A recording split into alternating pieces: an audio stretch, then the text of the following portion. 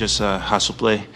I thought I'm going to get dunked on, to be honest with you. But, going down the stretch, just do whatever, it takes to win the game. Just put yourself in a position that can win the game. And, I saw the play coming. I saw that Chris Paul was throwing the lob. So I'm just going to jump vertical, towards the rim. Hopefully I can, be there in time. And I was there in time and was able to get a good block and go down, get to a point. So it was a great hustle play. He thought he was going to get dunked on, Tim Legler. Aiden didn't quite grab it clean. That's something Stanford Steve pointed out, which was maybe had something to do with it. Take us through it. I asked and you responded. As good a defensive play as you're going to see, and I think there's one guy on the planet that's making that play, and he made it because of what it took to do it. First of all, this is a pet set that they love to run for Booker coming off the dribble handoff. His shoulders, Giannis's shoulders, are square to the opposite sideline, and he spins out not knowing where DeAndre Ayton is, takes one little baby step, and gets to the top of the square with one baby step. Even going to attempt to make a play like that, they're never going to turn their chest away from the guy they're guarding. In other words, they're going to jump out on the ball, but they're going to kind of shade toward the guy that they were playing, and then maybe you have a chance to react to that. The fact that he's blind to where DeAndre Ayton is, and he's up high enough to make sure Devin Booker doesn't get off a mid-range jump shot, because that's his deadly shot, to spin out not knowing where that guy is and go meet him above the square at exactly the time he catches the basketball. One guy on the planet is making that play, and he just did it. Yeah, he high points the ball. Maybe the fact that, he's involved in so many alley-oop plays himself, you kind of know what the trajectory is or whatever else. But I'm with you. I feel like the one guy that could have did. Now, I want to ask you on the other side about Chris Paul, because this is a guy, Tim, who so often his assist to turnover ratio is double digits to none, or maybe one. You never see him turn it over 5 times, and you certainly don't see him turn it over in big-time spots repeatedly. I just wonder, what did you notice about what went wrong for Paul in Game 4? Well, for me, he looked gassed. I thought he looked really tired pretty much the entire game. He only had the one little spurt when Booker went out of the game with his 5th foul at the beginning of the 4th quarter. Chris Paul hit a couple of buckets, and it looked like, okay, here he goes. He's going to try to be a late-game savior while Booker's out of the game. But that only lasted a couple of possessions. I thought overall he just didn't have any juice tonight. And I'm sitting here now, Scott, after 4 games, and I'm saying, can't believe I'm about to say this, Chris Paul's become an X factor for me.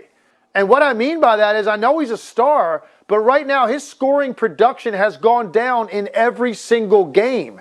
And tonight, Devin Booker, to me, reminded me of 2006 Dwayne Wade. That was a clinic of one-on-one basketball in the mid-range area of the floor. What he did tonight was so spectacular, and they still come up short because Chris Paul didn't give them any additional supplemental offense. So now I'm really wondering, what are we going to see out of Chris Paul in these last 3 games? And as a result, for me, he is the single biggest X factor in this series. Because if he is hunting shots and he's getting to that mid-range jumper and he's beating you with the pick and roll and the snake dribble and all the things he loves to do in that area, the Suns are going to win this series. But if he has quiet offensive nights like he did tonight going forward, the Bucks are going to win this series. And that's why this guy now has an awful lot of focus on him, and he's going to hear a lot of noise before Saturday. Playoffs are about answering questions, right? We wondered about Middleton earlier in this series, had an off game for the Bucks. What's he going to give you? Well, how about 40 in Game 4? So we'll see what kind of answer Chris Paul's got as this series goes back to 40 for Middleton. And you see the final 5.5 of the 4th quarter. Suns held a 5-point lead, having to try to manage the foul situation that involved Booker. The Bucks able to outscore the Suns 19-8 down the stretch. Suns a couple of costly turnovers, only able to make 3 of their 10 shots down the stretch. Brand new series, best of 3 from here. And we welcome in Tim Legler. We get a look at him as we get a look at the Deer District in Milwaukee. Man, they're fireworks and enjoying. There's a lot going on in this game, Legs. As always, I give you a wide berth to just tell me where you want to go first about what ultimately determined this game. Yeah, there were half a dozen times, Scott, when I thought that the game was going to be won in a different direction. There were so many big plays made in the last 5 minutes of the game. I think for me what stood out was the fact that Chris Middleton was in rhythm enough earlier in the game. He felt comfortable being the guy that was going to decide matters. Obviously, you're trying to overcome what Devin Booker did. The foul trouble really took a lot away from the beginning of that quarter for Devin Booker, and maybe the Suns win this thing by 8-10 points if he doesn't have to leave the game. But as a result of that, the Bucks stay within striking distance, and then Chris Middleton got to his sweet spot. And when he gets to the middle area of the floor, are they going to go there in those moments, Scott? When I've watched them over the years, last few years, when they have struggled at times in the clutch, it's because they've gotten away from that. This is their best option with the game on the line. It's put the ball in the hands of Chris Middleton, whether you give him an isolation in the middle area or, better yet, let's run some ball screen with Giannis. Giannis slipping, diving, occupying guys, let Chris Middleton come off. And if he gets to that 15 to 18-foot area on balance, he goes up. He's got such great height to get that shot off with a little bit of a lean back. He took over the game when they absolutely had to have it. But there were a lot of big plays made. Pat Connaughton made some big plays in this one. Giannis, obviously, with one of the best defensive recoveries you're going to see in a game, period, much less with what was on the line to break up that lob to DeAndre Ayton. So a lot of guys contributed. But for me, if Chris Middleton doesn't take over offensively, put the ball in the basket when they absolutely have to have it on back-to-back possessions, the Suns are up 3-1 right now. Tim, that encompasses a lot of the conversations I feel like you and I have had over these past few years. One, it's about the Bucks' late game and late clock situations, who you're going to go to. In this case, it's Middleton. And it also speaks to who Middleton is. I don't feel like people talk about him like he's a bum, but I also don't feel like people talk about him like he's what he is. A guy who can get you 40 in the finals and help win you a game. That's who he can be, and I don't always think that he's described as such. Why do you think that is? He definitely isn't. And honestly, look, even if you weren't on board with Chris Middleton being described the way you just did prior to the last couple of postseasons, I mean, if you're not putting him there now, you're just not paying attention. You're not watching to how consistent this guy has been. Yeah, he's had a couple of off nights here or there, and it seems like when he does it, he catches so much weight for not supporting Giannis Antetokounmpo. But I've seen a lot of nights where he's been so good late, irrespective of what Giannis Antetokounmpo is doing. And in some cases, he's the guy that actually is the one you want the ball in his hands more than the two-time MVP. He has come through enough times for me, Scott, now that I expected. I said it before the game. I thought Chris Middleton was a given. I wasn't worried about Chris Middleton tonight. Kind of knew Giannis would put up numbers. I knew Booker would bounce back. I think for me, the two X factors right now are Jrue Holiday and Chris Paul. You're not exactly sure what you are going to get offensively from those two players. Tonight, Chris Paul didn't really give Devin Booker any help except for a very short spurt when he went out of the game with that fifth foul. But for the most part, it was Devin Booker's show tonight, and it just wasn't enough to offset what you got out of Giannis. And then Chris Middleton was sensational late in the game. But if you don't know this guy's capable of doing this, you're not paying attention to Chris Middleton over the last 2 or 3 postseasons. Chris Middleton's with me. I'm going to get to him now. I've never done this to you, Tim. I'm going to make a request. I don't know if it's even possible to do this, but if there's some way you can touch screen the Giannis block on Ayton, I need to figure out how in the hell it's possible to block that alley-oop, because it was about to be a tie game and then it wasn't. So I'm going to get to Chris. If we're not going to diagram it, at least let's talk about it a little bit later, all right? Oh, yeah, definitely. I can't wait to see that one. All right, that's Tim Legler, and we welcome in Chris Middleton now. Chris, congratulations on a 40-point performance. I don't know if you were able to hear as Tim Legler and I are bragging on what you just did. A tremendous performance, and your team needed every bit of what you gave. How do you best describe sort of your level of confidence in this moment to give your team what you gave them?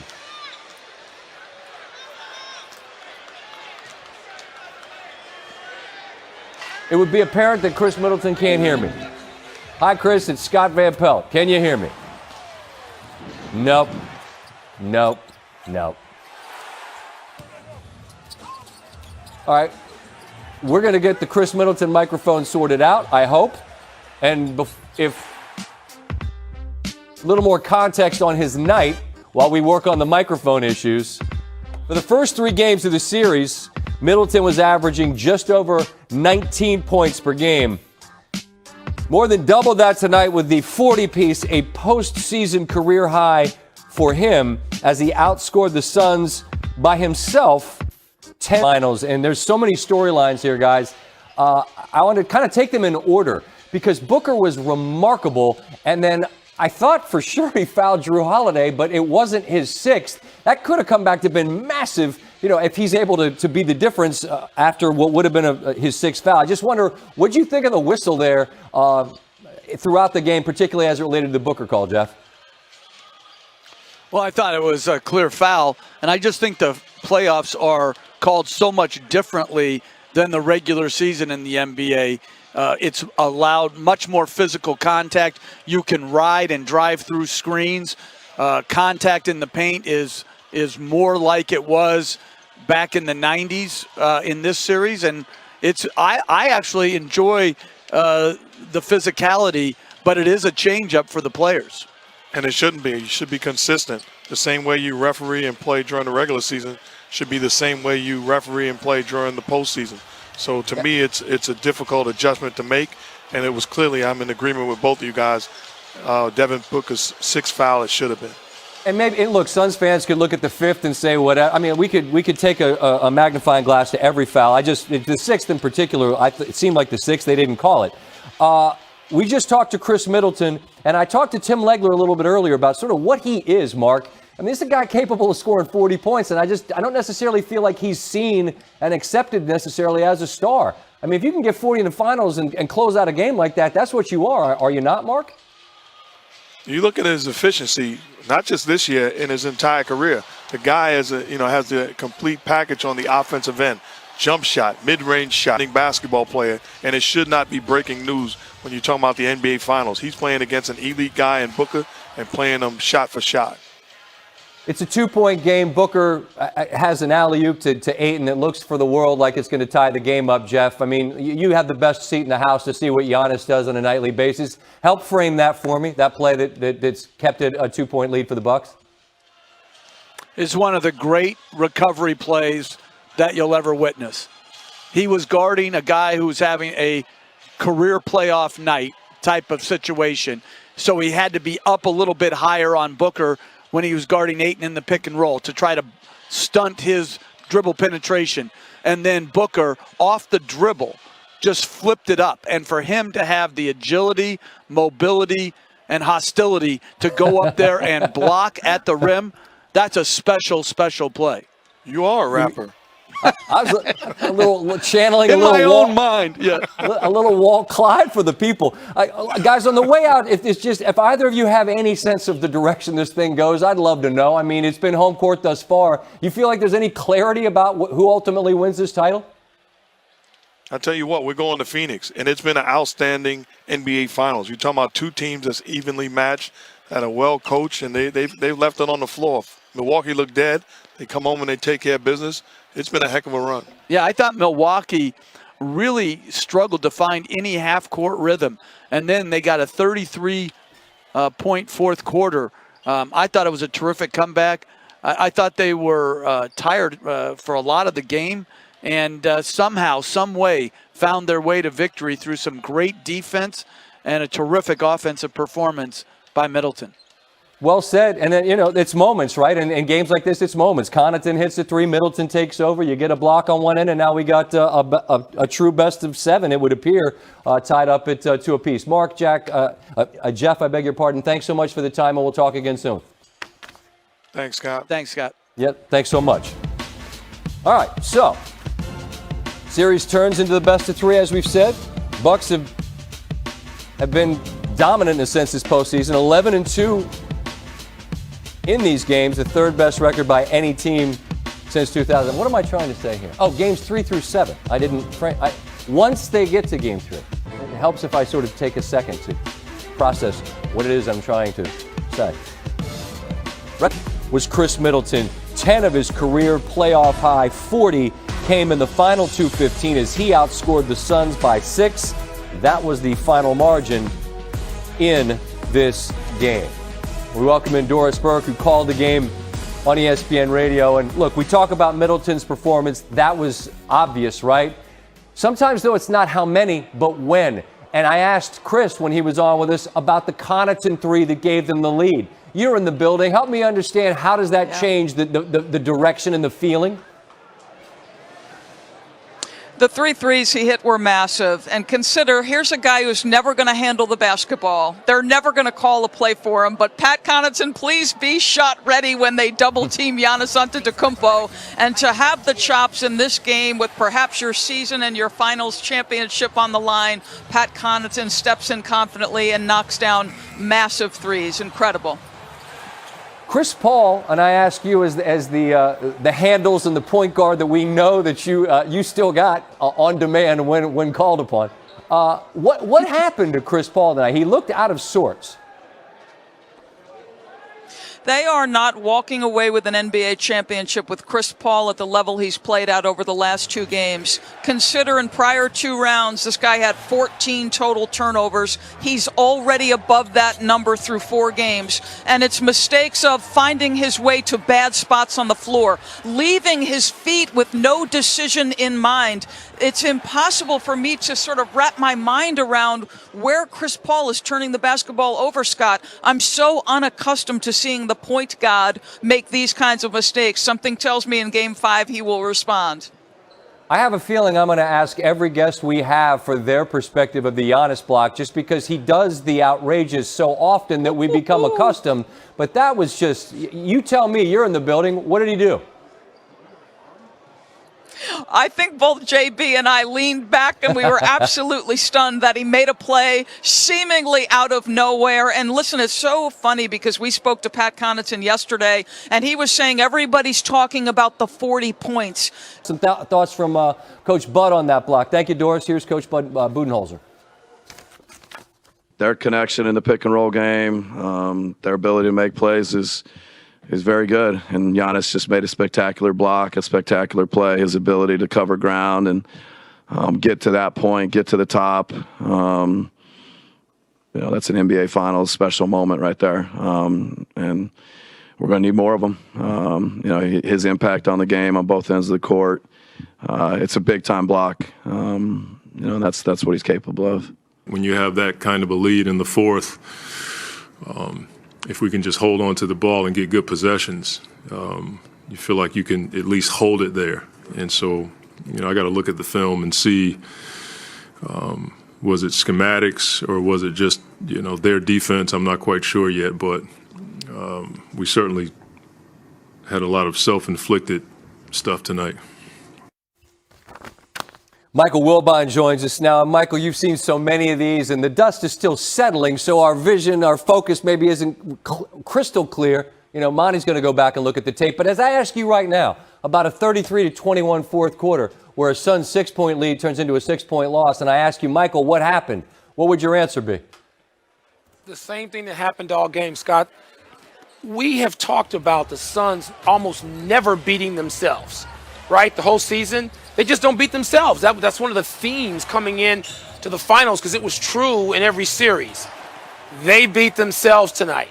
And the fourth quarter is no different from the rest of the game. You look at those 2 17-5 margins, 17-5 offensive rebounding, Milwaukee over Phoenix. Okay, you can understand that. The Suns are small, and without Saric, they're smaller. And that's going to happen. They're going to get beat on the boards, particularly by a team with the strength and size of Milwaukee. But 17 turnovers to 5 turnovers. The Bucks protected the ball, and the Suns just gave it away. These turnovers, and you heard Monty refer to it, they weren't forced. This is like tennis with unforced errors. Right. Unforced. Stepping on the baseline a couple of times, stepping on the sideline a couple of times. Chris Paul had 5 turnovers to only 7 assists. And they just seemed weak with the ball. They seemed tired. Again, Monty addressed that and said, we don't have time for tired. But they played that way. And so as great as Middleton was, and he was great, and as great as Giannis's block was, I just got a text. I probably shouldn't mention this because I don't know if it's on the record or off the record, but it's complimentary. It should be on the record. It's from a coach whose jersey hangs in the rafters here, so you can sort of figure that out. Yeah. Who just said, this is one of the greatest blocks I've ever seen. It's one of the greatest blocks anybody's ever seen. you start screaming. I was sitting here with Richard Jefferson and Perk, and you're breathless because you can't believe what he's gone up and done to Ayton. Not some 6'7" dude. Man, he did this against DeAndre Ayton, who's having a great playoffs himself, though not scoring tonight. But those turnovers and that offensive rebounding, to me, if you're Milwaukee, you got to feel you have an advantage. You found something. The rebounding can stay because it's size involved. But those turnovers, I mean, the Suns have got a real problem if they can't protect the ball any better than that. They should be going home, Scott, to play for an NBA championship.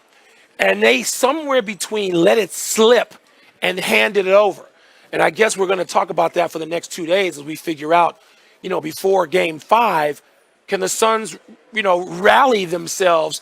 It's got to be a really disappointing loss. And I think Monty knows that, which is why he made the comments he made to his team immediately in that locker room.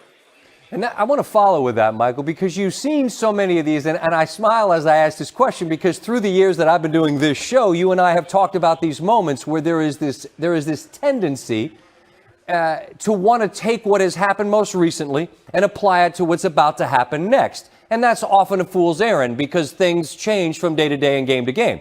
That said, do you feel like, having watched these 4 games that have all been won by the home team, you have any sense of clarity about what will happen next? No.